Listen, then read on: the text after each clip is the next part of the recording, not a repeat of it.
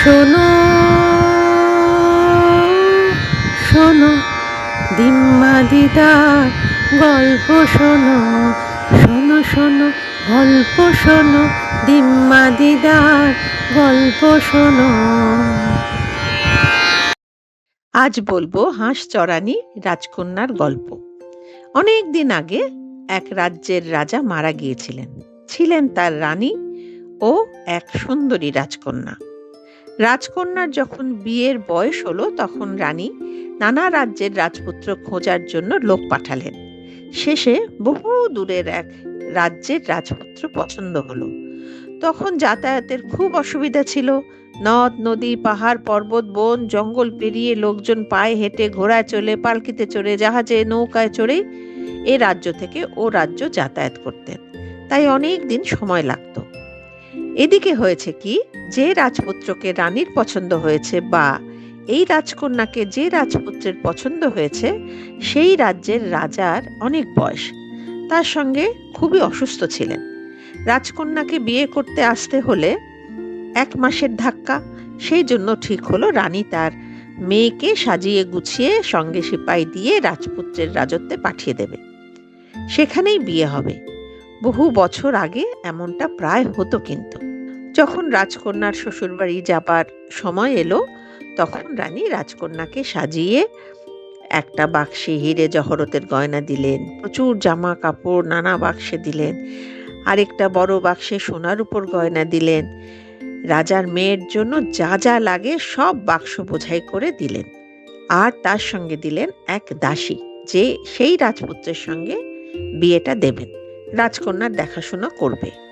যাবার সময় রানী ঘরে গিয়ে একটি ধারালো ছুরি দিয়ে নিজের আঙুল কেটে একটা সাদা কাপড়ে 3 ফোঁটা রক্ত লাগিয়ে মেয়েকে চুপি চুপি দিয়ে বললেন যে এই কাপড়টা বুকে লুকিয়ে রাখো, তোমার বিপদে রক্ষা করবে। রাজকন্যাও তাই করলেন। রাজকন্যা ঘোড়ায় চড়তে জানতেন, তাই তিনি একটা ঘোড়ায় চড়লেন। তার নাম ফালাডা। সে আবার মানুষের মতো কথা বলতে পারত। আর দাসী আরেকটা ঘোড়ায় চড়ল। জিনিসপত্র নিয়ে সিপাইরা অন্যান্য ঘোড়ায় চড়ে রওনা দিল। ঘোড়ায় চড়ে কিছুটা যাবার পর রাজকন্যার বড় জল তেষ্টা পেল। তিনি দাসীকে বললেন, দাসী, বড় জল তেষ্টা পেয়েছে, ওই ঝর্ণার জল থেকে আমার জন্য এই সোনার পেয়ালায় জল এনে দাও। দাসী ছিল খুব দুষ্টু, মহারানী তো নেই, তাই সে নিজের রূপ দেখাতে শুরু করলো। বলল, জল তেষ্টা পেয়েছে, নিজে গিয়ে জল খেয়ে এসো। রাজকন্যা আর কি করবেন, ঘোড়া থেকে নামার সময় সোনার পেয়ালাটা দাসী কেড়ে নিল। কাজেই ঘোড়া থেকে নেমে রাজকন্যা ঝর্ণার ধারে গিয়ে হাতে জল নিয়ে খেতে গিয়ে জামা কাপড় সব ভিজিয়ে ফেললেন। রাজকন্যার কান্না পেয়ে গেল। এইভাবে জল খেতে তো সে অভ্যস্ত নয়। জামার সঙ্গে মায়ের দেওয়া সেই কাপড়টা ভিজে গেল। তখন রক্ত বলে উঠল, তোমার মা জানলে খুব দুঃখ পাবেন। রাজকন্যা বড় ভালো, বড় নম্র স্বভাবের। সে দাসীকে কিছু না বলে ঘোড়ায় চড়ে বসলেন। চলতে চলতে সেই ভীষণ গরমে রাজকন্যার আবার জল তেষ্টা পেল। নদী দেখে তার খুব জল খেতে ইচ্ছা করলো। তাই দাসীকে বললেন, আমার পেয়ালা করে একটু জল এনে দাও না। দাসী আবার ধমকে বলল, আমাকে কি তোমার চাকর ভেবেছ? নিজে নেমে জল খেয়ে এসো। নদী থেকে জল হাতে করে তোলার সময় রাজকন্যা পা পিছলে পড়ে গেলেন। জামা কাপড় তো ভিজলই, সঙ্গে মায়ের দেওয়া সেই কাপড়টা জলে ভেসে চলে গেল। রাজকন্যা সেটা কিন্তু বুঝতেও পারলেন না। দাসী কিন্তু সবটা লক্ষ্য করেছিল। এও বুঝেছিল ওই কাপড়ের মায়ের রক্তই রাজকন্যাকে নানাভাবে রক্ষা করছে।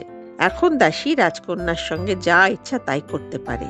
তাই দাসী করলো কি, রাজকন্যার পোশাক পরে রাজকন্যার ঘোড়া ফালাদার পিঠে উঠে বসলো আর নিজের দাসীর পোশাক রাজকন্যাকে পরিয়ে বলল, খবরদার, রাজপুত্রের দেশে এইসব কিছু বলবে না, বললেই কিন্তু তোমায় মেরে ফেলবো। যখন তারা রাজপুত্রের দেশে রাজপ্রাসাদে এসে পৌঁছালো তখন রাজপুত্র দৌড়ে এসে দাসীকে রাজকন্যা ভেবে ঘোড়া থেকে নামিয়ে রাজপ্রাসাদে নিয়ে গেলেন। কিন্তু উপর থেকে রাজা দাসী রূপে রাজকন্যাকে দেখে অবাক হলেন।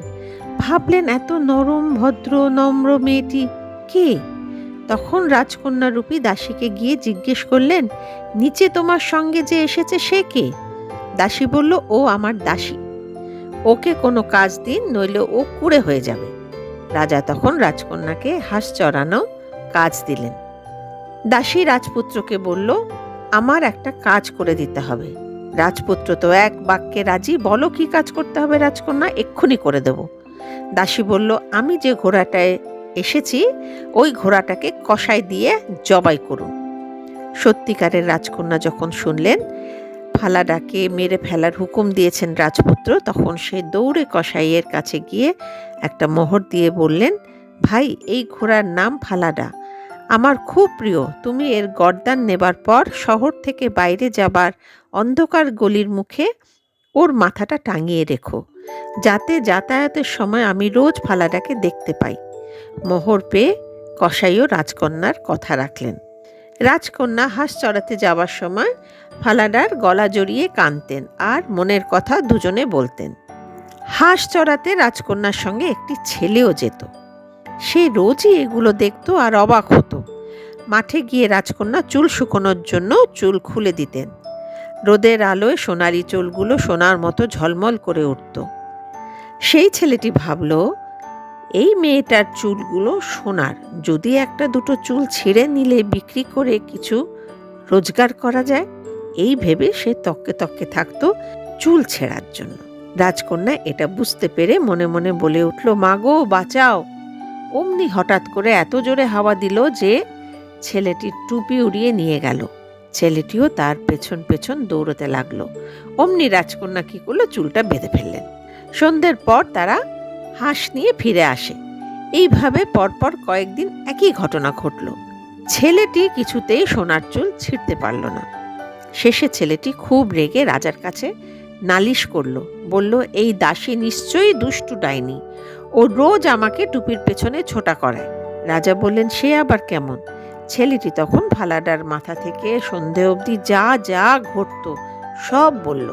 আরও বলল, জানেন রাজা, ও রোজ ওই ঘোড়ার কাটামুন্ডুর সঙ্গে কি সব কথা বলে। সেই ঘোড়ার কাটামুন্ডুও কথা বলে। এ কখনো সম্ভব? ও নিশ্চয়ই ডাইনি। ওর সঙ্গে আর কাজে যাবে না, সে কথাও জানিয়ে দিল। রাজা তখন বললেন, কালকের দিনটা যেতে হবে। উনি কি করলেন, লুকিয়ে ব্যাপারটা দেখতে চাইলেন। রাজা সেদিন সবটাই দেখলেন।